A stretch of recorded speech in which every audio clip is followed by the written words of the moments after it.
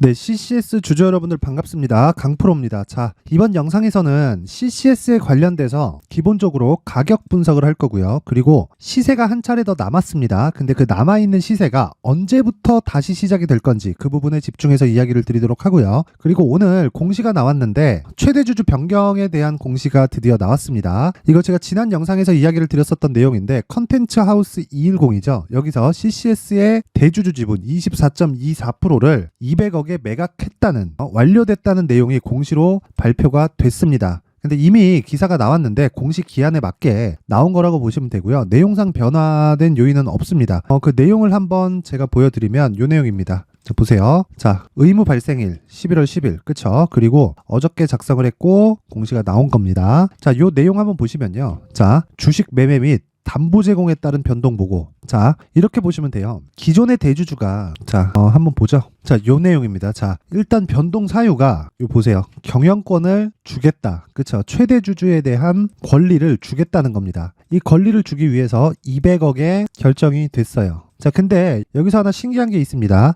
요 결정이 났을 때가 여기 CCS의 시가총액이 거의 한 2천억 정도였거든요. 근데 여기서 24%를 계산하면 그쵸? 400억에서 500억 정도예요. 근데 경영권이 있는 주식을 매각할 때는 프리미엄이 붙습니다. 그 프리미엄 없이 마이너스 프리미엄을 주고 매각을 시킨 거예요. 즉 200억을 가져간, 그쵸? 200억에 가져간 이 컨텐츠 하우스, 그쵸? 여기 컨텐츠 하우스 210이라는 데가 가져갔는데 딱 간단하게 말씀드릴게요. 200억 중에 50억이 계약금이고요. 50억이 계약금이고 나머지 150억을 대출을 받았습니다. 근데 여기서 10억을 더 받았어요. 총 160억을 대출을 받아서 CCS의 지분 24%를 매입을 했습니다. 그러면 160억을 사가는 놈, 그쵸? 컨텐츠 하우스가 신용으로 받았냐? 그게 아니에요. CCS의 지분 24%를 담보로 맡기고 담보 기간을 정했습니다. 그게 1월 9일이에요. 1월 9일. 두 달도 안 남았죠. 그쵸? 두 달 동안 160억을 빌린 겁니다. 그러면 두 달 뒤에는 이 돈을 갚아야 돼요. 만약 갚지 않으면 매각이 나옵니다. 뭐가? 주식 매각이. 그쵸? 담보권을 실행을 해야 되니까. 흔히 반대 매매라고 하죠. 그쵸? 이런 부분이 나올 수 있는 부분이 있다. 근데 200억을 기준해서 보면 대략 가격상으로 보잖아요. 한 1,300원 정도 나옵니다. 주가 기준에서. 그러면 지금 3,200원 정도 하니까 여기까지 못 내려갈 건 없죠. CCS 자체가 작전주니까. 근데 이런 상황이 있다 정도로만 알고 계시면 될 것 같고, 제가 이야기를 드리고자 하는 건 이걸 우리가 역으로 이용하자예요. 그게 뭐냐면요. 잘 들어보세요. 자, 200억을 50억의 계약금을 주고 일단 주식을 받아와서 그 주식을 담보로 160억을 더 빌려서 잔금 치르고 나머지 10억은 부대 비용이 들어갔겠죠. 뭐 세금이나 기타 등등. 그쵸? 그런 부분이 들어갔는데 생각해 봐야 될 건 160억 원어치에 대한 담보권이 설정이 되어 있고 총 주식수 대비해서 160억을 나눠서 보면 CCS의 단가, 즉 매도가 나가지 않는 단가는 거의 한 1,100원인가 1,300원인가 아마 나와요. 이거 제가 이틀 전에 계산해가지고 영상을 올려드렸는데 그 부분 한번 참고해 보시고요. 우리가 봐야 될 건 1월 9일까지 얘네가 1,300원까지 내려가지 않기 위해서 안간힘을 쓸 겁니다. 그쵸? 정말 안간힘을 쓸 거예요. 그러면서 자금을 마련하던가 자금이 마련되지 않으면 그쵸? 이 주식을 던지겠죠. 그쵸? 근데 던지는 과정에서는 급락이 나올 수 있습니다. 그러면 자 1월 9일 이전에 더 올라가는 건 난 잘 모르겠고요. 내려가잖아요. 다시 올라옵니다. 그러면 우리는 뭘 기다려야 돼요? 리스크 대비해서 리턴의 폭을 기다려야 되죠. 그쵸? 내가 위험을 감당을 10을 하는데 수익도 10이 나와. 그러면 그쵸? 10 하면 상계 처리되죠? 기대 수익은 0이라는 거예요. 그쵸? 왜? 10의 기대 수익이 아니라 손실 볼 수 있는 가능성도 10이 발생하니까. 그러면 내려갔을 경우에는 어떻게 돼요? 세력들이 우리 편이 됩니다. 왜? 얘네가 지켜야 되거든. 1월 9일 전에 매각 나가면 어떡하려고. 둘이 한 편이라는 건 그 돈이 회수된다는 내용을 가정했을 때 한 편인 거고, 한 편이 안 되는 건 이 돈을 맞추지 못했을 때입니다. 근데 단기적인 상승폭을 보면 500원에서 4,000원까지 올랐습니다. 그쵸? 단기적으로 많이 올랐죠. 두 달 동안 8배 올랐는데 많이 안 올랐다고 하시는 분들은 그분들이 문제가 있는 겁니다. 그렇게 생각하시면 안 돼요. 많이 오르긴 많이 올랐어요. 그리고 오늘도 급등락을 보여주고 있는데 이 급등락을 보여주는 폭이 고가 13%에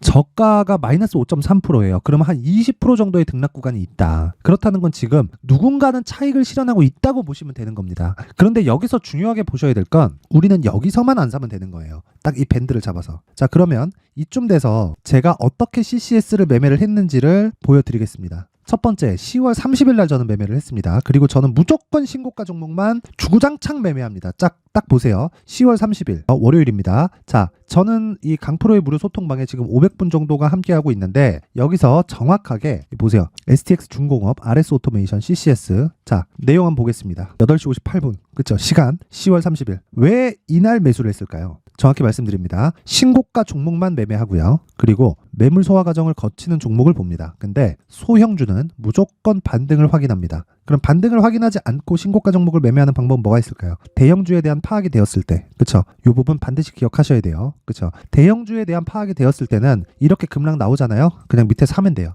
근데 CCS는 소형 중에 초소형주입니다. 그런 경우에는 무슨 짓이 어떻게 일어날지 몰라요. 상패가 나올 수도 있어요. 그러면 그런 부분을 감안해서 내가 확인하는 과정을 거쳐야 돼요. 그래서 딱 정확히 10월 30일 날, 그쵸? 이렇게 매매를 했다. 하루에 20% 수익. 시가 2.68, 종가 21.05%니까 19% 정도 떨어지죠. 대략 20% 정도의 수익이 하루에 발생했다. 근데 제가 시초가에 공략하는 모든 종목은 상한가를 가지 않는 이상에는 당일날 매도를 합니다. 종가 기준에서 모든 종목을 다 털어요. 시초가 매매는 최대 3종목까지 나가는데 이건 그냥 다 턴다고 보시면 됩니다. 그리고 나서 이틀 쉬고 상한가를 가더라고요. 그럼 저는 여기서 수익을 못 냈죠. 그래서 제가 상한가를 간 날이 금요일이에요. 이때 무슨 일이 벌어졌냐면, 자 보세요. 11월 6일인가 아마 그럴 겁니다. 자, 딱 보이시죠? 11월 6일 CCS 8시 54분 정확하게 이렇게 나온 겁니다. 시간에 하한가를 갔거든요. 그래서 다음날 시가가 마이너스 15%가 잡혔고요. 저는 다시 시가에 또 들어갑니다. 그리고 나서 정확하게 매도 진입을 한다. 그쵸? 매도, 보합권까지 상승, 매도 나갑니다.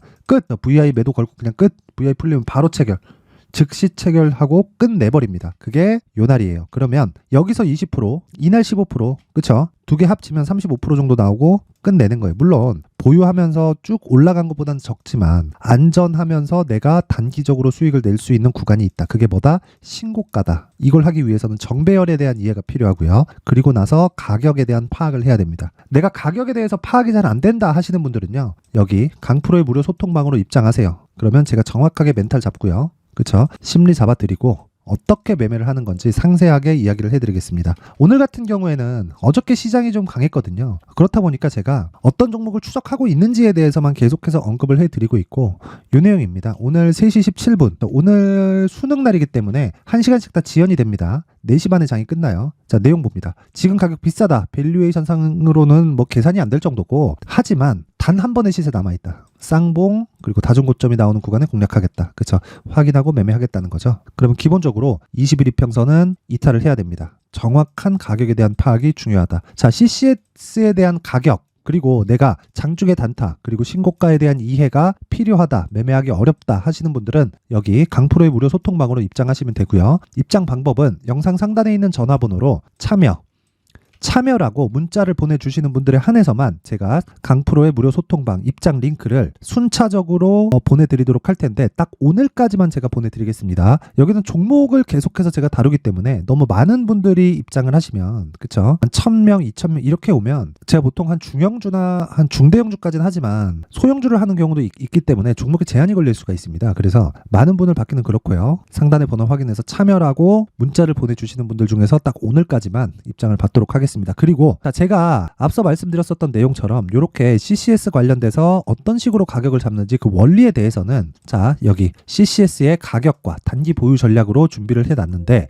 여기 다시 말씀드립니다. 단기는 2주 안에 내가 나올 수 있는 전략을 이야기를 하고요. 그리고 2주 안에 수익으로 전환되려면 가격이 엄청나게 디테일하게 진행이 돼야 됩니다. 그래서 그 가격을 어떤 식으로 설정하는지 그리고 단기 보유 전략 2주 안에 내가 매도하는 구간을 어떻게 잡는지를 상세하게 준비를 해놨으니까 영상으로 이야기를 드리면 너무 길어질 것 같아서 제가 여기 19페이지에 걸쳐서 준비를 해놨습니다. 자, 요 내용은 그대로 받아가서 똑같이 따라 하시면 됩니다. 근데 공부가 필요해요. 자, 상단에 있는 전화번호로 숫자 3이라고 문자를 보내주시는 분들에 한해서만 제가 CCS의 가격 그리고 단기 보유 전략을 공유해 드리도록 하겠습니다. 자, 항상 성공 투자하셨으면 좋겠습니다. 그런데 이해하고 내가 가격에 대한 부분을 판단하는 게 정말 중요합니다. 그 부분 잊지 마시고요. 무엇보다 모든 분들이 성공 투자하셨으면 좋겠고 공부하세요. 공부하면 단기적으로도 그렇고 제 기준상의 장기 투자인 3개월 동안에 시장에서 주도주를 매매할 수 있습니다. 꼭 공부하시고요. 그리고 시청해 주셔서 감사합니다. 자, 이제 23년도 다 끝나가지만 매매를 하시면서 스트레스를 받으시는 분들이 있을 수 있습니다. 시장이 항상 그렇긴 하지만 그래도 제 구독자분들과 시청해주시는 분들을 위해서 앞으로 차기 주도주가 될 수 있는 대시세 종목을 준비를 해왔습니다. 단타나 짧은 수익만을 쫓다 보면요, 잦은 손절로 계좌가 망가지는 건 순식간이고요. 그만큼 수익하고는 거리가 멀어지겠죠. 장기간 유지하기가 어렵기 때문입니다. 결과적으로 주식시장에서 돈을 벌기 위해서는요, 어떤 계기를 만들어야 되는데 그 계기는 한 종목에 비중을 실어서요, 수익을 보는 것 말고는 없습니다. 쓸데없이 잦은 매매를 하지 말라는 이야기고요. 그리고 한 종목에 비중을 실을 수 있어야 된다는 겁니다. 그런데 이 비중을 실는 과정에서 성장 산업군에 대한 이해가 필요하다는 겁니다. 이 부분을 반드시 기억을 하셔야 돼요. 자, 이런 성장 산업에 대한 구조와 제가 앞서 말씀드렸던 신고가 그리고 선반영 구조에 대해서 이해를 했을 때 이런 매매를 할 수 있게 됩니다.